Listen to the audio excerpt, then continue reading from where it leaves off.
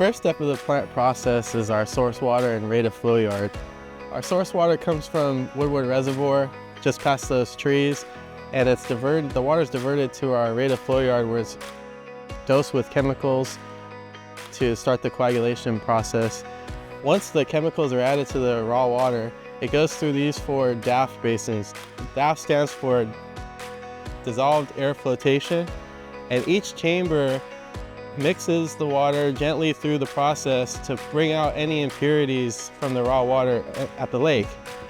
As we follow the DAF process through, it goes underneath this wall and over through static baffles, and then it's injected with air to float the impurities to the top of the source water. So this DAF blanket here is everything that we're removing from the lake. So these are all the impurities that are coming out of the lake water. The next part of the process is the DAF effluent. So the clean water that comes out of this process moves on to the next part, which is our lime and CO2.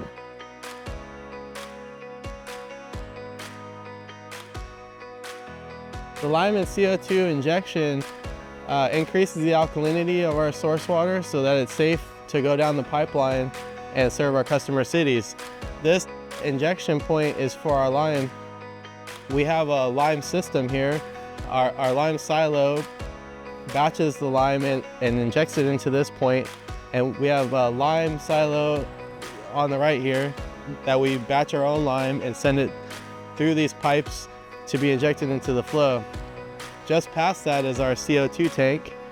Our CO2 is added to the water to reduce the pH but maintain the alkalinity. The stabilization basins are the result of the DAF effluent and the lime and CO2, and you can see the water quality is much clearer than it was at the beginning of the process.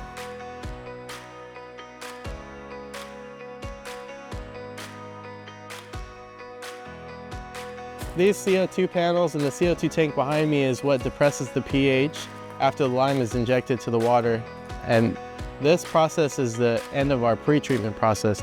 Let's take a look at the membrane ultrafiltration room. In this building is our ultrafiltration membranes. Each membrane is 550 square feet of surface area, and this room can handle up to 40 million gallons of drinking water per day. So the water coming from the stabilization basin comes into these membrane basins where it's filtered and then chlorinated and sent off down to the cities where it can be used as drinking water. Now if you follow me this way, we have our membrane fiber repair station. And this, every night the operators make fiber repairs to keep the integrity of the membranes intact and keep them in good working condition.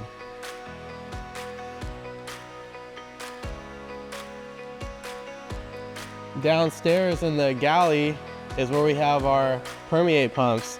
These pumps run to pull a vacuum and pull the water through the filters that produce the drinking water. At the end of that header, on the other side is where we chlorinate the water to meet regulatory requirements and make the water safe to drink.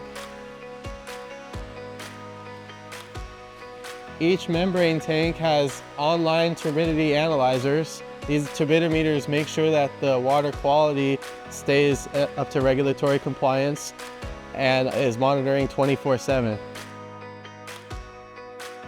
This building has our membrane blowers and our air compressors. This is some auxiliary equipment that we use to make sure that the membrane equipment is running properly. This also provides the MIT air, which tests the membrane's integrity once a day to ensure that it's meeting regulatory compliance.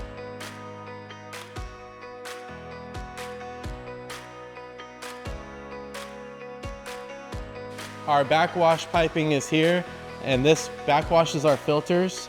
This comes from our potable water, which is the clean water that we generate from the membranes, and we push it back into the fibers to backwash the filters to keep them clean and ready for the next production cycle. And this room here is our CIP room, which is clean in place. So all of our chemicals that we use to clean the membranes are in this room, and periodically throughout the weeks and months, we inject the membrane filters with chemicals to clean them from organic and inorganic foulants. We also monitor organics. We have a UV analyzer here, pH, chlorine, and a total organic carbon instrument here that we use to monitor the organic content of the water and make sure that we're keeping track of what's in the water and how good we are at removing those particulates from the water.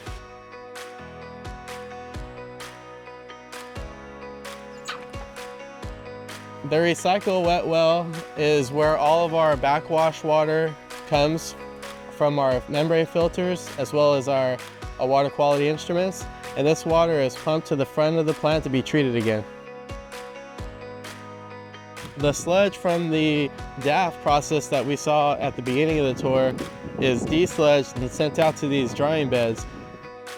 This is where they dry and we haul the sludge off to the local landfill. The water at the back side of it is decanted and brought back to the wet well, and that's pumped to the front of the plant. So we retreat this water and recycle it back through and leave the solids in place so that we can dry it out and get rid of it.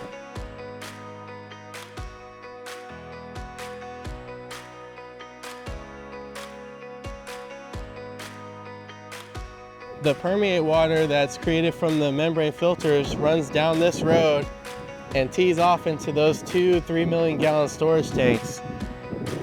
Each one of those is our last stop in the process right before it goes down the pipeline to the cities.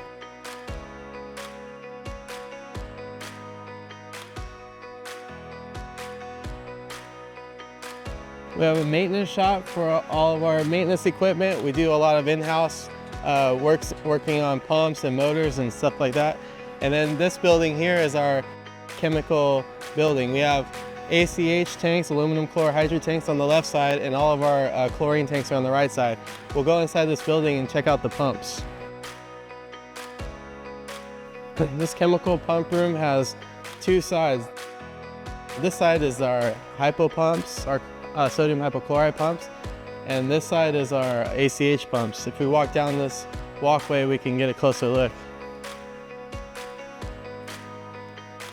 Each one of these pump skids has the ability to inject chemical to different parts of the plant depending on what the operator needs.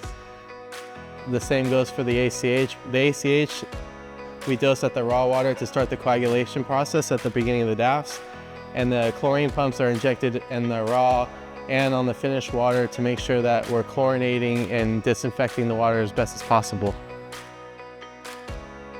This part of the plant is our transfer pumps. Our transfer pumps take the chlorine chemicals and transfer it over to the CIP room that we were just visiting.